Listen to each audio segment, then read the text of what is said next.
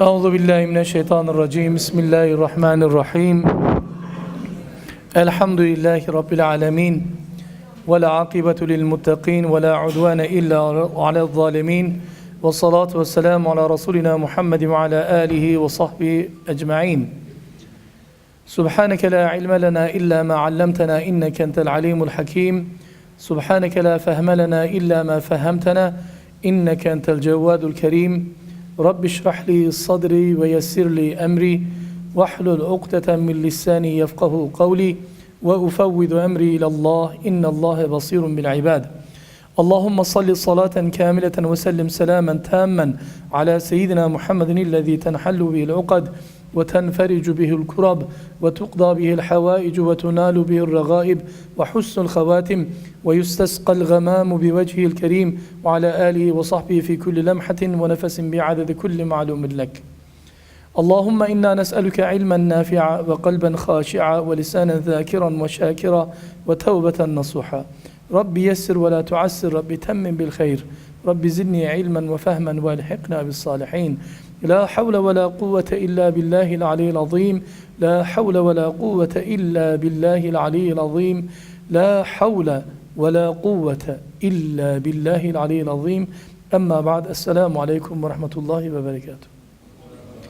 My respected brothers, very respected sisters, all of our audience, both on the internet as well as here, Jazakumullah khair jaza for joining us on this beautiful Friday night at the Coburg Islamic Center to learn the basics of our deen.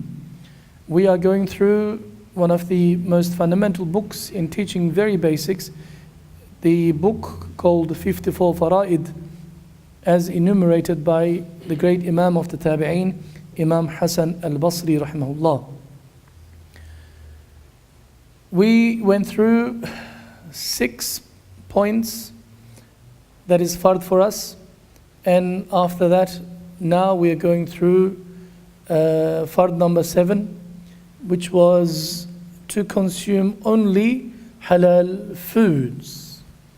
That is, it is fard upon every Muslim to make sure that what he consumes in every form and format, food and drink, including the way you earn it, the way you earn that particular food that goes into your tummy, that drink that goes into your tummy as a nourishment, has to be 100% from halal sources. So we went through in various parts of this particular discussion, and 2 weeks ago we went and looked at the issue of halal food and haram food, and the issue of Ahlul Kitab, whether we are allowed to eat their food and their slaughterings and what have you. We looked at all of those things in detail. May Allah subhanahu wa ta'ala forgive us.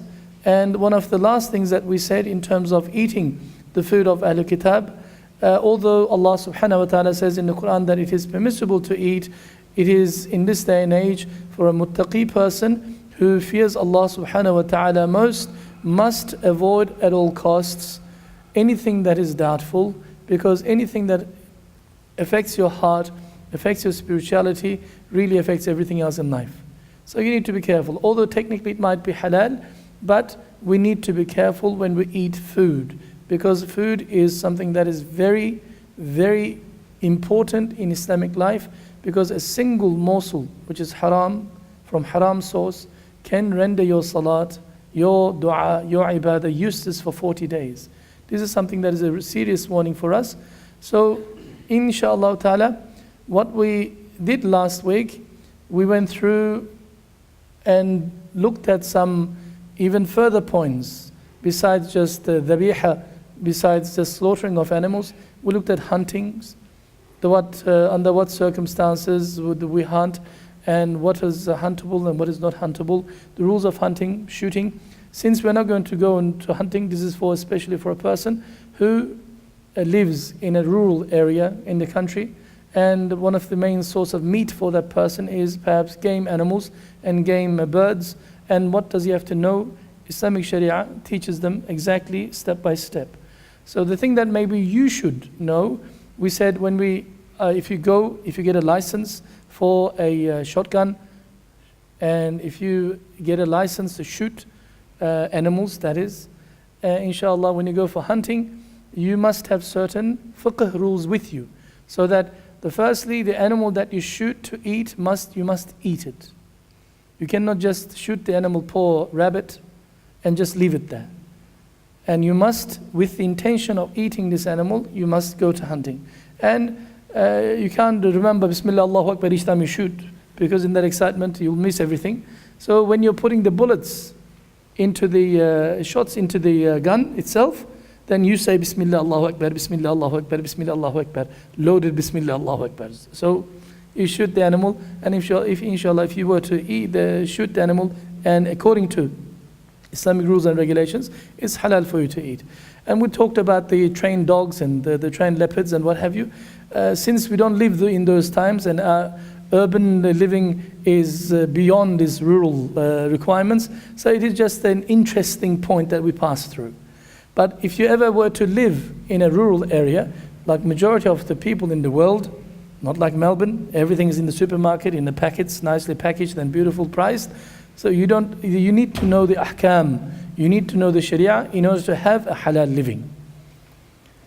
So if you were to slaughter an animal, or any game animal, or any domestic animal that you want to eat amongst the halal animals, certain things we said are not halal to consume. It's tahrim and makruh, close to haram to do so.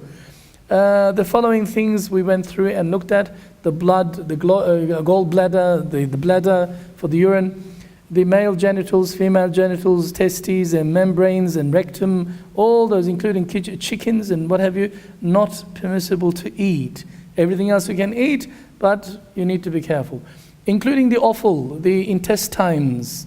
There are the intestines as well as the tripe. There are ways, Islamic Sharia is so detailed. It teaches you how to clean tripe. Tripe is literally a bag, contains the inner green stuff. And some people like it because they don't have the luxury of going to a halal Medina butcher and choose any cut they want. Anything they can get their hands on, lamb's fry they call it, the liver.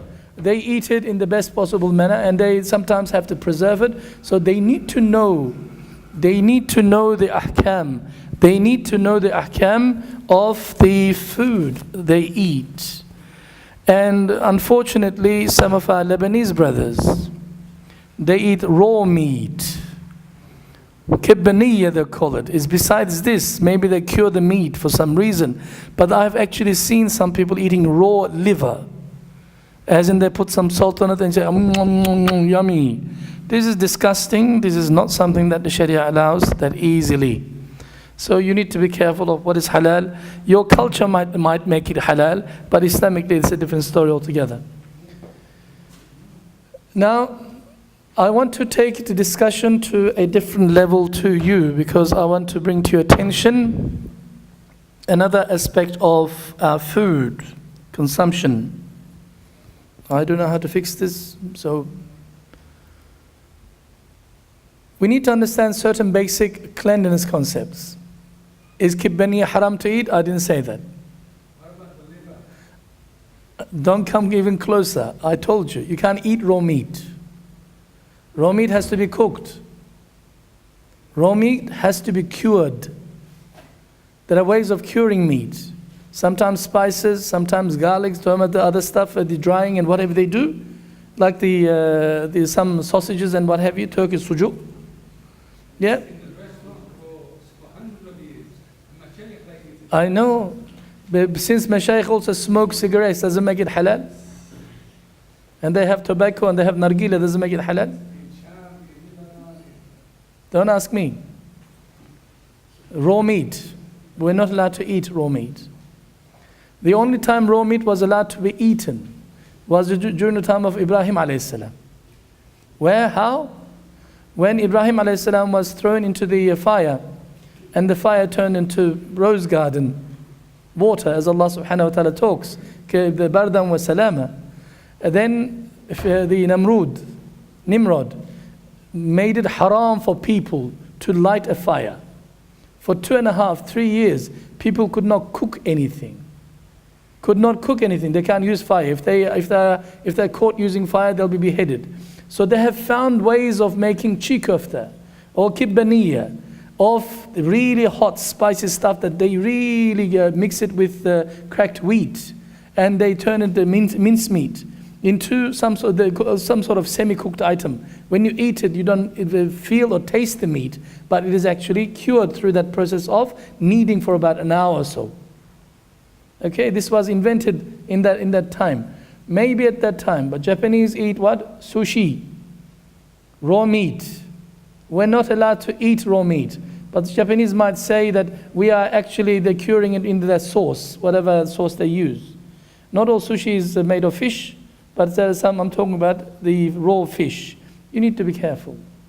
Okay? I'm not saying it is haram, but I'm not saying it is halal also. There is at least it's tahrim and makruh, close to haram to do so. Because we are carnivores, but we are not savages in that sense. Okay? We just want to change over the microphone for a second. Just my excuse, please.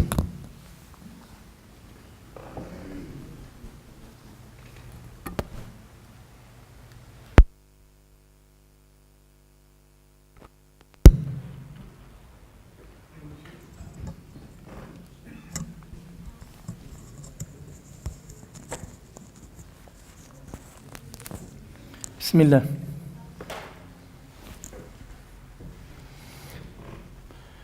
When we look at our Sharia books, our fiqh books, where we learn the basics of our deen,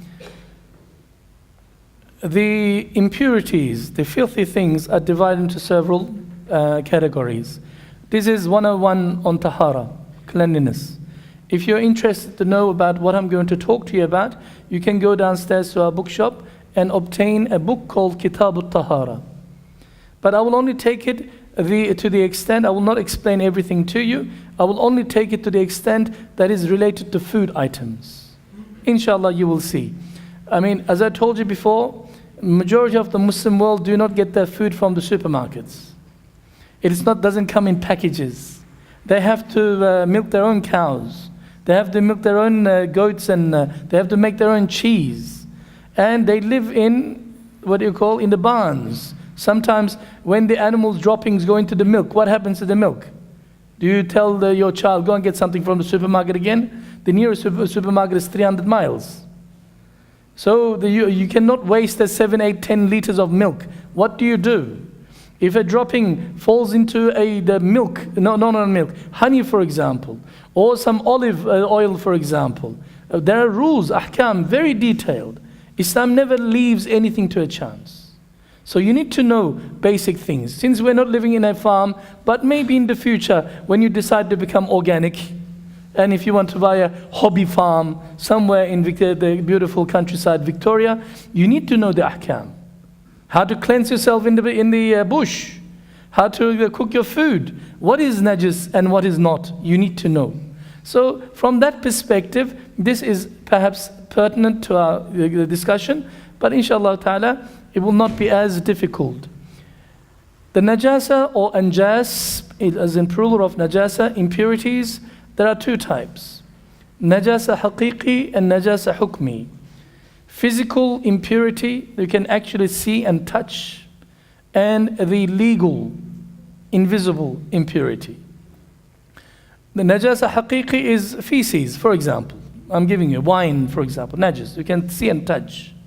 If you haven't got wudu, are you filthy? Legally, you cannot do your salat. You need to make wudu. So I'm tahir, you say. I am clean. But I already had a shower 5 minutes ago. I just passed wind. What happened to my wudu? My wudu is gone. I cannot pray. Legally, Islamically, I am impure to stand before Allah subhanahu wa ta'ala to do salat. I need to make wudu, right? That is called legal impurity. And if you need ghusl, you need to make ghusl. These are issues of najasa hukmi. We're talking about najasa haqiqi, real, visible, touchable, smell, you name it. Ways of purifying yourself from najasa haqiqi is about 5-6 different types, and depending on the item itself. Many things can be washed through water. Just wash the fruit. If it fell into something that you think that there is a stain of urine or something, your child vomited onto something, If you don't eat it, you're going to go hungry, there's no other food. Okay, just wash it. There's nothing because it's so there's shiny and what have you. No problem. There are ways of cleaning, tahir. There is method of drying and removing that whatever item is. Najis, something stuck onto your clothing, for example, semen. According to Ahnaf, if it dries and you can just lift it off, it just comes up from the underwear, it is regarded as tahir. Because semen itself is najis, according to the Hanafis. Wiping is another form of cleansing from a glass or from something. They're all different rules and regulations. I'm just giving you a sample of the way we Sharia, the details, the process of cleansing. I'm not going to give you examples. There are forms of scratching. They scratch it out and it becomes clean. If it's, for example, a drying of polluted ground, if there was some droppings of animals, and if it's in the nature, if it rained and what have you for after a couple of years, the same place you don't see anything, it's all gone into the soil, that soil becomes tahir. That soil becomes tahir, becomes pure. So I'm not going to go into all sorts of reasons. There are two types of najasa haqiqi. There are two types. One is called khafifa, and the other one is called ghalidha. Khafifa means lighter impurity. Najasa khafifa, lighter impurity. For example, according to Sharia, if you're living in a farm again, droppings of all haram birds, like eagles and hawks and what have you, regarded as light khafifa. And the hukum for light khafifa, najasa khafifa, is different from najasa ghalidha, heavy impurity. Urine of all halal animals, cows, sheep, they are najasa khafifa, but still najasa. The ahkam is also, the changes accordingly. Urine of horses. We used to live with horses. We didn't have cars before. Horses part and parcel of life. And animals don't have any rules of toilet manners. Excuse me, sir, can I go to the toilet for a second? No, they just let it go.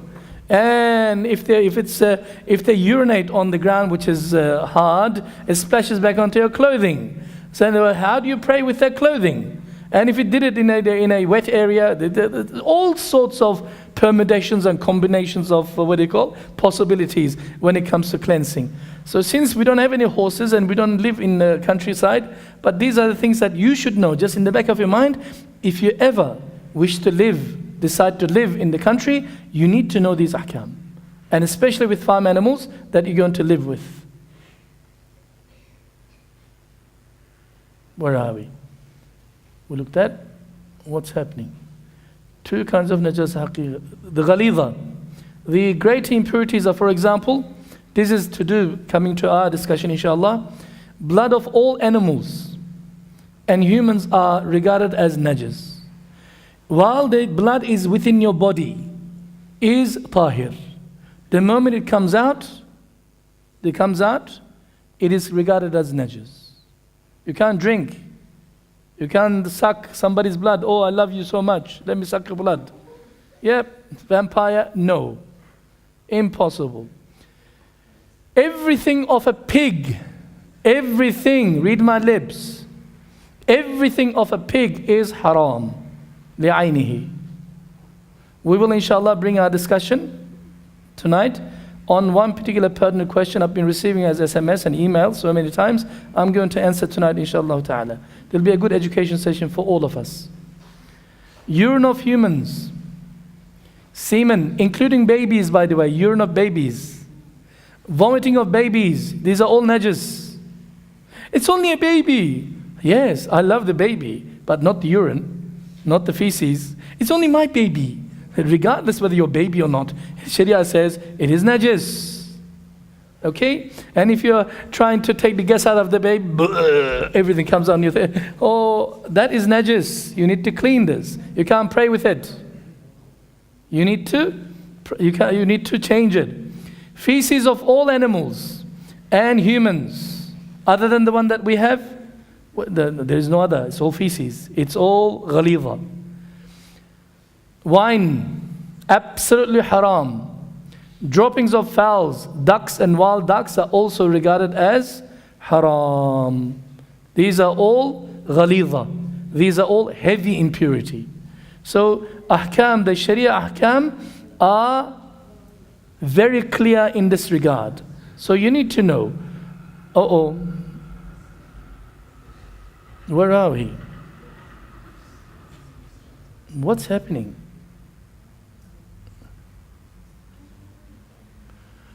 Okay, the question is how to clean food items, to do with our discussion, because we are going through what we can eat and what we cannot eat. اللهم صل على سيدنا محمد وعلى آله وصحبه أجمعين. صلوا على النبي.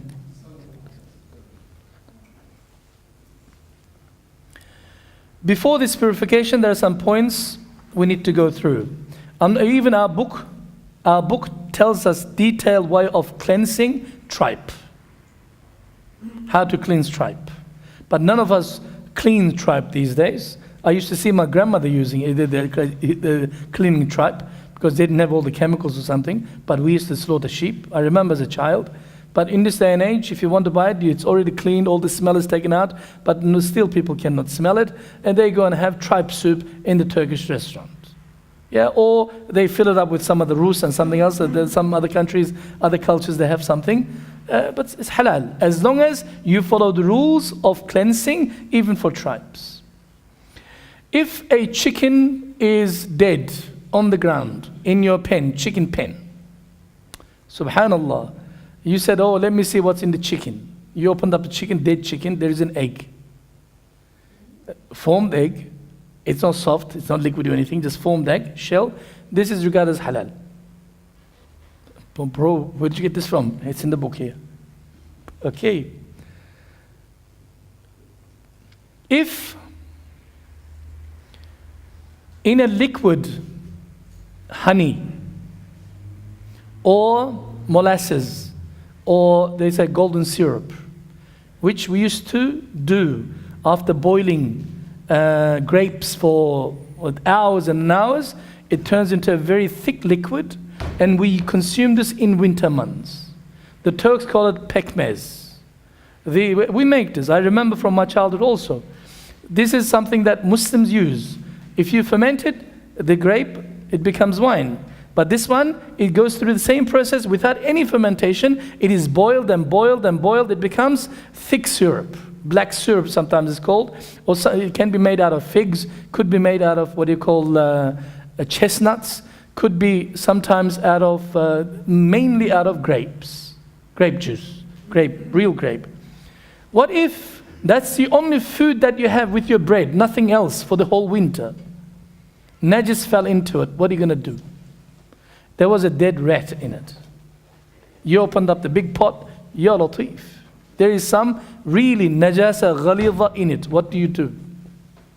According to Sharia, if it's honey, liquid honey, not bit hard and solid honey, but liquid honey or liquid that black syrup or the golden syrup, in that case, Sharia says, you must boil this particular liquid 3 times with an amount of water equaling its weight. For example, you have 1 kilo of honey. Najis fell into it. Really, you can see it. And you need to eat this. Your children have to eat it. What do you do? And you have no other access to any other food except this. So what you do is fill this 1 liter of honey, put 1 kilo of water on it. Start boiling. Until that water evaporates after hours of boiling, it comes to the same 1 liter again. What's remained? You do this process again. Put another liter of water on top of it and boil it until water evaporates completely. Then you do this 3 times for both black syrup as well as for the honey, liquid honey. Then it is regarded as tahir, one form of cleansing process of food. How about if it's thicker honey? Really, sometimes you have when the crystallization happens in winter, sometimes it goes into sugary, crystallizes, or the other item, sweet item, is also thick. In that case, you just take it and make it a, what you call a hole, and take it out completely, where you make sure that you have removed all the impurity, najis from it, and chuck it away. The remaining, because it did not penetrate into it, it is halal to eat so. How about oil? Especially oil. It is essential eating food item that we use. Or the thickness that the other one I was talking about was butter perhaps. Oil, olive oil. Our ulama teach us, you need to put equal amount of water in it and stir it nicely. And you wait. Because water and oil never mix. One of them will go up, the other one will go down. Then you take the oil out and to transfer it into another container. You do this process of another liter on top, exactly same amount, and mix it, stir it, and then let it settle down, because water and oil never mix, and you remove the oil again. You do this 3 times. Food, we're saving. Otherwise it's going to be chucked. I'm just using 1 liter, 2 liters. How about it was 50, half a ton? What are you going to do? And that was your business. That was the whole townships, whole villages' food. What are you going to do? Chuck it? Sorry, folks, you're going to starve to death this month or this winter. It doesn't work. There are ways of cleansing. How about milk? While you are, mashallah, 1, 2, 3, 4, 5, 6, 7, you're going through a beautiful process, and all of a sudden, the animal decided to let go. Number 2. What do you do? Be careful, okay, be careful. What if you're doing this outside and there's a wind? Little droppings, green droppings, fell into your big cup of milk. You yuck, chuck it into the creek. You don't have any food to eat. Sharia tells us there are ways of cleansing this milk. You don't boil it or anything, okay? If it's fresh, nice dropping, green, just falls into it. Before it begins to dilute into the milk, the coloring is changing. Before it does, immediately you just take it and chuck it out until there is nothing of any trace left in the milk itself. Since you're not going to ever milk any cow, because it's all done by the machines, and the health departments will be on your neck if you were to do it with your hand, but you never know. The time is changing. Times are changing. How about wheat? You're in the farm, and you're a wheat farmer, and you're behind the bullock. You're going around and trying to separate between the chaff and the wheat. That's an old process you're going through. And all of a sudden, the animal decided to do his, whatever, number 1, number 2. What are you going to do? There are rules and regulations. Because it's all to do with food. And it's all related to with cleanliness at the same time. So there are ways of purifying our food, and we need to know. We need to know. Now, let's go and have a look at another issue. A burning issue.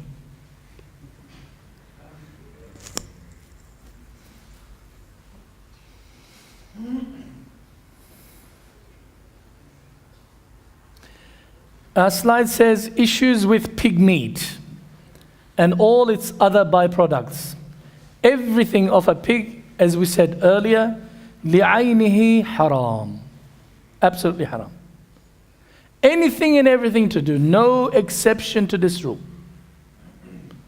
And I've also reminded you, unfortunately, because Muslims are jahil, especially in the last century, many thousands of toothbrushes made out of bristles, thick pig bristles, hairs, and sold to the Muslim community in the Ummah. They use it for years.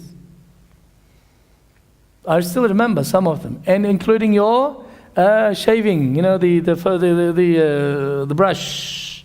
Oh, it's foaming nicely well. There's a horse hair. It's not a horse hair, it's a pig hair that you've been using on your face. Yep, we went through that stages. We're going through a different stage at the moment. They found a different way of attacking you. And you don't even know it. You don't even know it. I'm going to explain to you. لِعَيْنِهِ, in essence, essentially, everything, according to Islam, like wine can never change.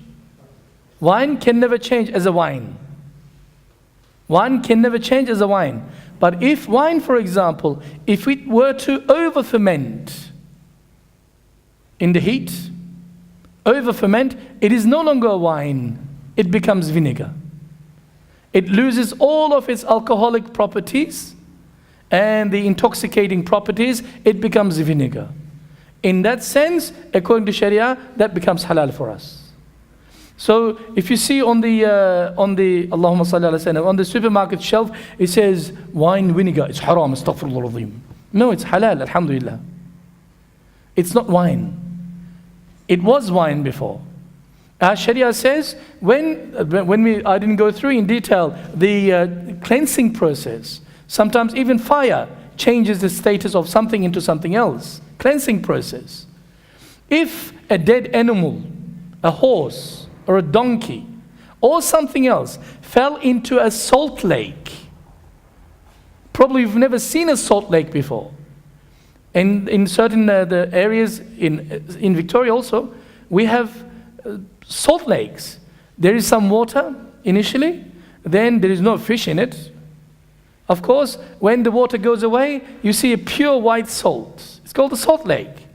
If an animal were to die in that salt lake, animal, when it dead, is najis, haram, you can't do anything about it. But if it goes through this salt lake process, it turns into a salt, absolutely salt. And you can use this salt in your cooking because it's no longer the animal. Finished. There is nothing left of meat, blood, nothing, bones. Everything you turn into salt, pure salt. This is in our books, you will find in our Sharia books, in fiqh books, the similar situations as such. With the pig, you can never change anything. Pig is a pig is a pig. And pig is a pig is a pig. Therefore, whatever they call it, whatever their format they try to market it to you, you need to be very careful. So the question is,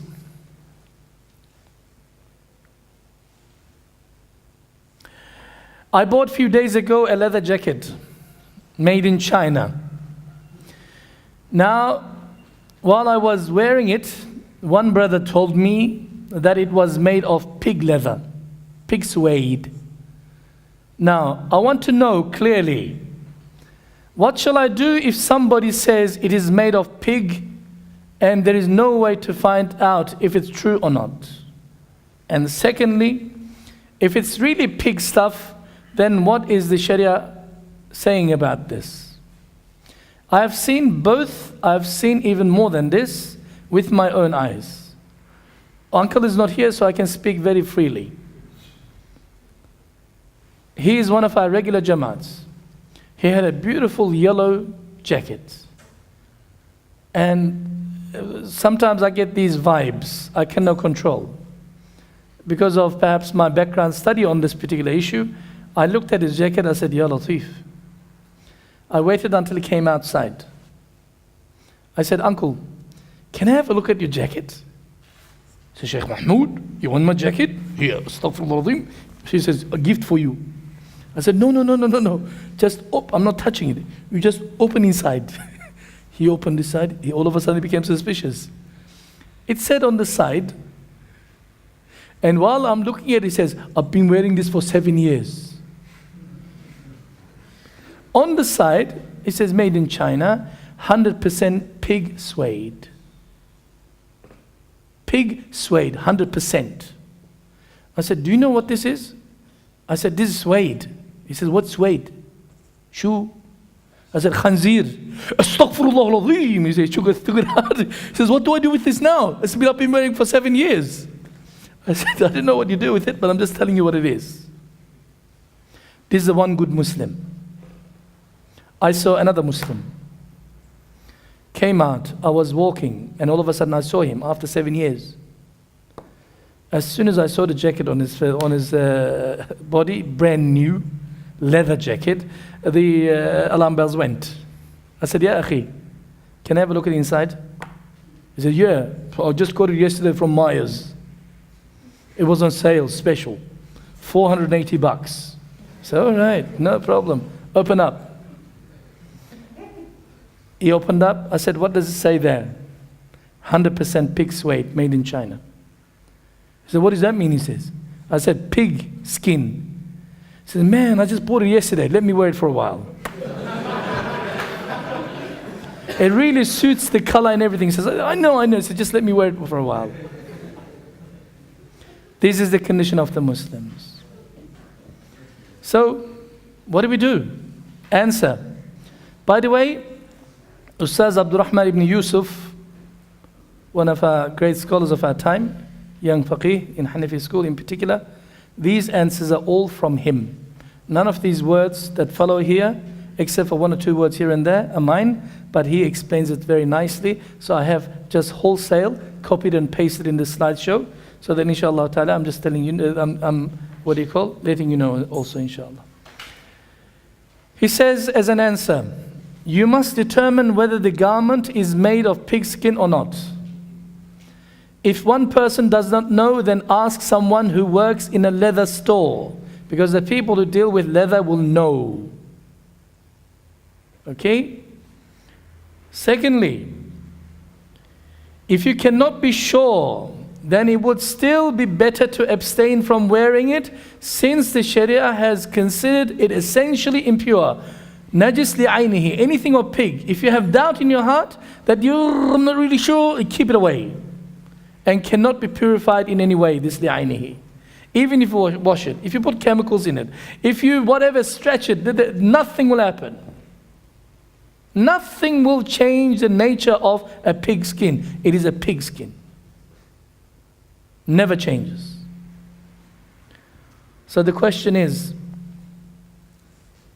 are you wearing pigskin leather? It is amazing that many Muslims do not even know if they are actually wearing a leather jacket or, ready for this, shoe, or carrying a wallet, a purse, any other leather products that is made out of pigskin.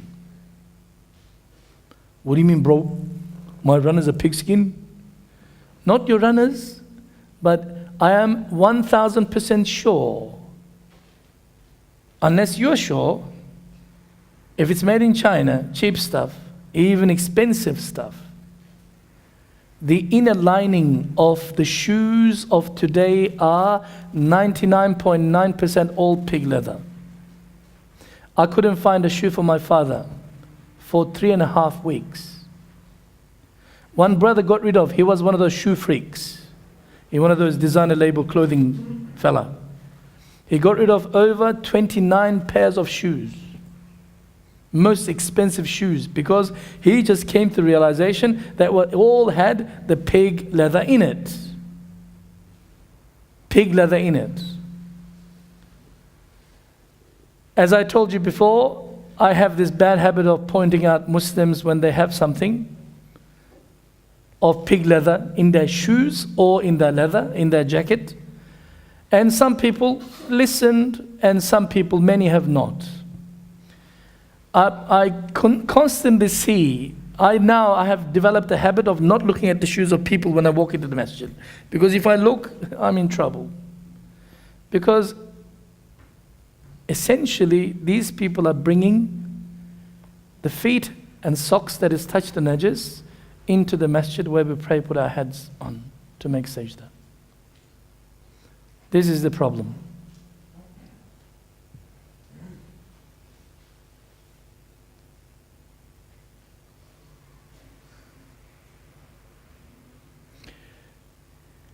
A question from the internet.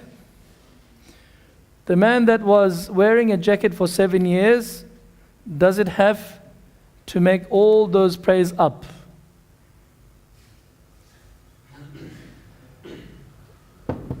I don't know the answer. If I say yes, he's going to be in trouble. If I say no, I do not know the answer. We need to ask somebody who's more qualified, Sheikh. Yes. With the jacket, it was easy to identify it was Yes. pigskin because of the lining. Yes. That's what we're coming to now. I'm building the argument towards that end. Imagine how many mosques, how many Islamic centers and other holy places they have made najas. Ya Latif. May Allah help us. Especially if you're praying outside. They say, bro, you can pray with your shoes on. Yeah, sure. With a pigskin shoe? May Allah help you. Allah knows maybe their prayers may not have been accepted. Because when you have najis, deliberately knowing, your salat is not accepted.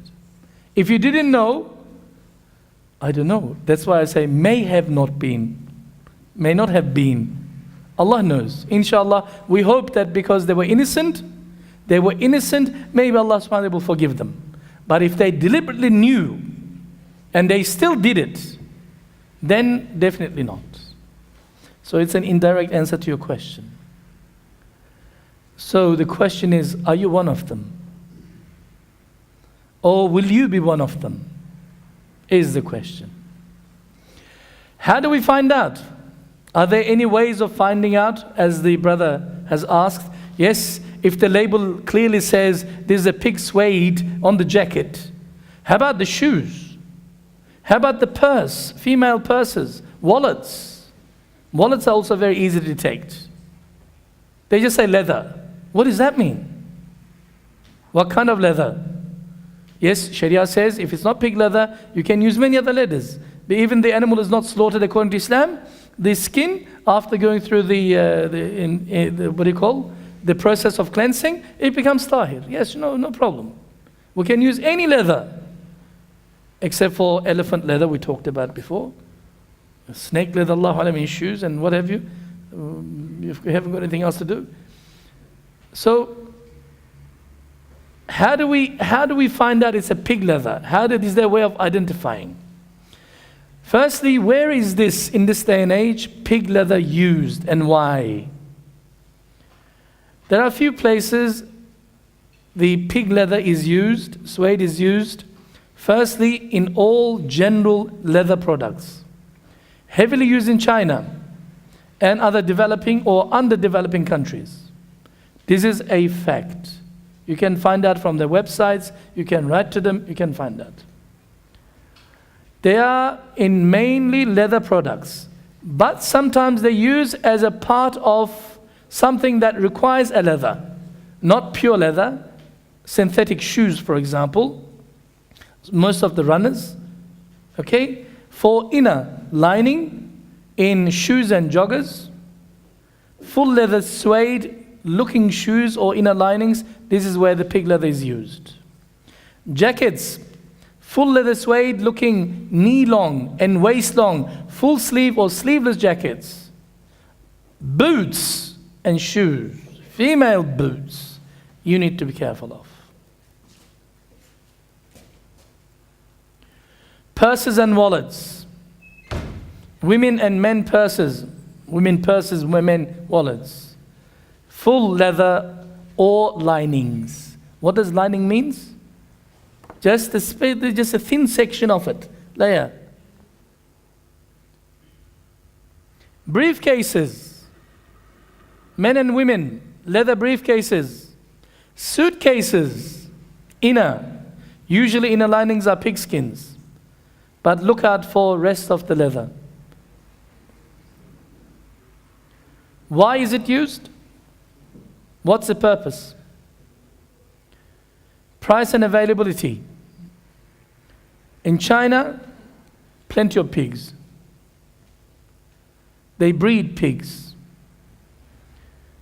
Pigskin is absolutely cheap as dirt, and easily available in most countries, and very, very, very easy to use, suitable for that particular work. Easy to use. Ease of use, and it is cheap. It is much lighter than real leather of cow or sheep for that matter. Due to low price, it is easier to market and sell. It was first used as a liners, as it is really thin and strong. Soon it was used in most products as profit margins are comparatively high when you use those products. If the inner lining of your synthetic shoes are not, and the shoes are not leather, it just wears off quite easily. So they opt for haram stuff. So the most importantly is how to recognize it.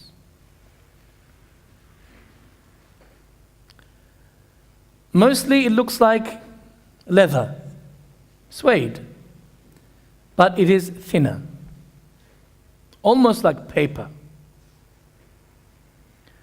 It has spots on it,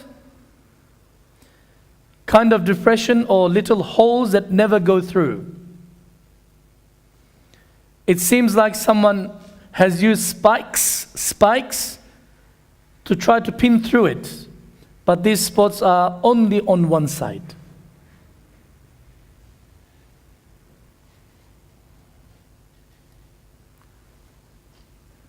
Usually, on the other side of the leather, you will see squeezed round shaped spots.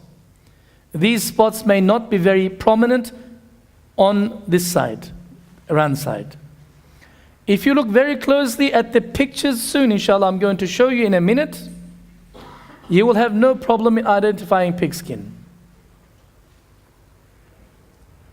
If you're not sure, read the labels properly. On the internet sites of those companies, write to the director and ask official letter. Ask the storekeepers if they are honest. But better still, do not take their words for it. Because all they want to do is sell shoes. And the way you ask the question to them is very important. You don't ask as a muhajjaba sister, excuse me sir, yes, is pig leather? What is he going to say to you? No? Sure. If you're going to ask the Vietnamese butcher, is this pork halal? He's going to say halal to you because you're wearing, as it happened in Springvale. No problem. He's got the halal symbol on it. He's selling pork. Yep. Who's going to control? Who's going to twist his tongue? Who's going to control his tongue? Therefore, do not ask them if these are pig skins or not. Let them tell you what kind of leather it is. Sir, excuse me, I just want to know, I've got an allergy, spiritual allergy. Allergy towards certain products, synthetic and otherwise. And could you tell me what kind of leather is this? Is this leather and what kind of leather it is? I just want to know, because there's some health issue involved. They said, okay, let me find out. They have all the information about the shoes. All the information. Do not take their words. Because salesmen will only tell you what the salesman, you do further research on this one. So how do we recognize it?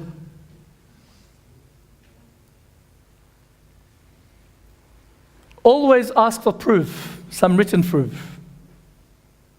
And if 5, 6 people say the same thing, independent of each other, it's okay. Not just the opinion of the salesperson.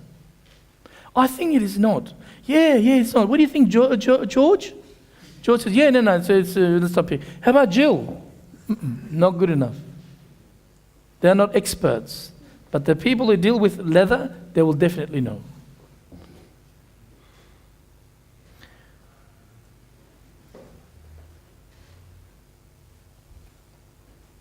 It is hard to recognize sometimes. Hardest is to recognize the pigskin that is being used for non-suede type leather. Those types of products. Example, as a lining in shoes. Not many people will recognize it. If it's on a, a jacket, easy to recognize, 100%. It stands out like anything. On a big leather suitcase, easy to recognize. A wallet, easy to recognize, 100%. But if it's used because they smash it, they really go through it, roll it and what have you, and they press it in order to fit in nicely, difficult to recognize. But the pattern, there is a unique pattern that you can always see if you look at it properly.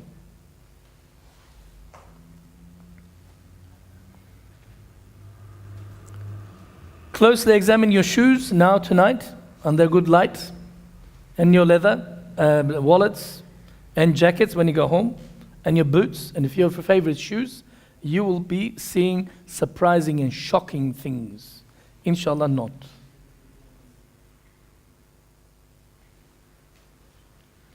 So when it's really pressed and really used as a lining, difficult to recognize because you need to concentrate and have a look perhaps with a magnifying glass.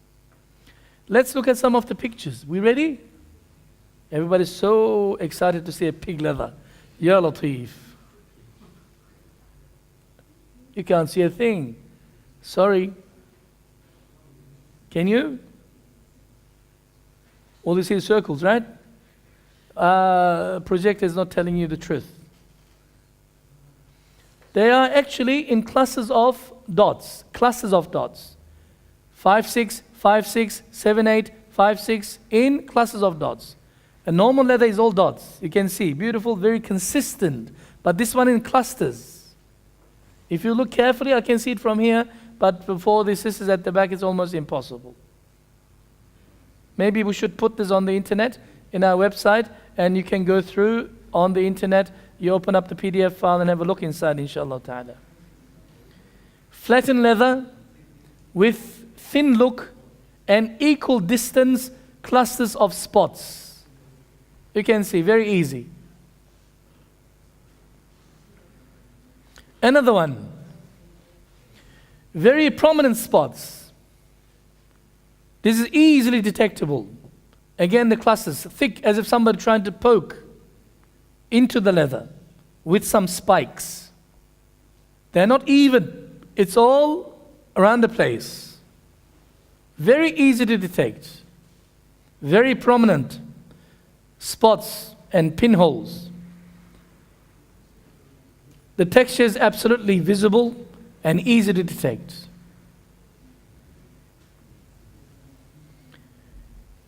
And finally, the last picture, if you concentrate, you can see it. When they press it, really make it thin in order to make it a lining, you still can see the spots. So I'm afraid to look at any of those shoes now. You know what the most tragic thing is? I have seen this in Middle Eastern countries. I'm not naming anything. In Middle Eastern countries, in the name of having a greater profit margin, they bring shoes from China. And the Muslims are wearing it. Cheap, anything will do. Who cares it's halal or haram? Who cares? And 99.9% of the cases, Muslims are completely unaware. Because they, as far as they're concerned, they're buying this shoe from their local shop around the corner, Hajj Ahmed. Yep, Hajj Ahmed doesn't know. He went to Hajj last year and he can't sell any pig leather to me. But that's what the Hajj Ahmed does because he gets it from Hajj Muhammad, wholesaler. And Hajj Muhammad gets it from the main distributor who is Hajj Uthman. And Hajj Uthman gets it from his Chinese friend distributor from somewhere else. Even they're so smart, it goes through Muslim countries. Where do you get these shoes from? We're getting from Dubai, man. Dubai is halal, Muslim, sure. Where did Dubaians get it? Dubaians don't produce this leather. It is haram, absolutely. So we need to be careful. Leather socks is halal in Islam for your khufs. Leather shoes is halal in Islam, not a problem. Leather, pig leather linings is haram. No ifs, no buts. So as a homework to you, inshallah, when you go home today or tomorrow morning, have bad dreams about it first. In the morning, you wake up in the daylight and put all the shoes, leather items on one side. Brother, it's only Chinese $10, about $10 shoes, man. What would $10 shoes have with leather in it? Believe me, it has. Because it's even 5 cents lining is pig. It gives you 5 tons of sins, especially if you know it from now onwards. This is a simple education for everybody should, inshallah, go through. This is more dangerous than those so-called codes of additives in your food items, which you have got no idea. Emulsifier 471, 485, 4123, 567, I've got no idea, but pig skin is a pig skin. لِعَيْنِهِ. You need to learn, you need to acquire this knowledge in order to identify. Because if you're wearing on your clothing, it's haram, your salat is not accepted. If you're going into the masjid with that dirty socks, not dirty socks, dirty, touching the, na'udhu billah, pig skin, you made the whole place into najis. May Allah subhanahu wa ta'ala help us to understand, inshallah. I am going to stop here to answer any of your questions, which I have promised last week. And we have about another 10 minutes or so, 10 to 15 minutes. If not, inshallah, it gives us our program, by the way. Since it's winter times now, the times have changed. We're back to normal standard time. No daylight savings, finished. We start at 7:30, but at the moment it coincides with our Isha. So we come and pray Isha. Later on, about 3-4 weeks time, Isha will move towards 7 o'clock, even before 7 o'clock. So we try to make it here for 7 o'clock, and we will start here at 7:30 sharp. And from 7:30 till 10 past 9 or a quarter past 9, we will have a talk, a lecture. We'll go through our dars. And gives us another 15 minutes or 20 minutes for socializing and having some food, inshallah. Deal? Alhamdulillah. So you can tell everybody that it is 7:30. Just if we're not starting at 7:30 right on time because of the salat time. But salat time will change, and eventually, inshallah, we'll start sharply at 7:30. Because many people on the internet are waiting from all over Australia, including around the world. Because they don't have that time for us. We need to be on time, inshallah. Jazakumullahu khairul jaza. And very soon, all of these talks will be available on the website, 35-40 of them, the previous talks that you can download and you can listen to as high quality DVDs. Inshallah ta'ala at ymatv.com. Jazakumullahu khairul jaza. May Allah subhanahu wa ta'ala increase our beneficial knowledge. May Allah subhanahu wa ta'ala make us of the mukhlasoon. May Allah subhanahu wa ta'ala keep us away from the harams and doubtful things. In terms of our food, in terms of our clothing, in terms of our lifestyle. May Allah subhanahu wa ta'ala accept us. May Allah subhanahu wa ta'ala put His love and love of His Nabi into our hearts. May Allah subhanahu wa ta'ala let us die in a state of iman. In our last minutes, may Allah subhanahu wa ta'ala make it our best minutes. And may Allah subhanahu wa ta'ala allow us to be resurrected in the company of Rasulullah sallallahu alayhi wa sallam and all the Siddiqeen, Shuhada wa Salihin. May Allah subhanahu wa ta'ala allow our reckoning on the Day of Judgment to be absolutely easy. And may Allah subhanahu wa ta'ala make our sirat over the Jahannam easy. May Allah subhanahu wa ta'ala allow us to enter into Jannah with His Nabi Muhammad Mustafa sallallahu alaihi wasallam, with the first entrance into Jannah, inshallah. May Allah subhanahu wa ta'ala make us neighbors to His Nabi and our children, inshallah, all of our loved ones. And may Allah subhanahu wa ta'ala also bless us with His Jamal, inshallah, from Jannah. وآخر دعوانا أن الحمد لله رب العالمين بسم الله الرحمن الرحيم والعصر إن الإنسان في خسر إلا الذين آمنوا وعملوا الصالحات وتواصوا بالحق وتواصوا بالصبر سبحانك اللهم وبحمدك نشهد أن لا إله إلا أنت وحدك لا شريك لك نستغفرك ونتوب إليك. There was one question sent to us.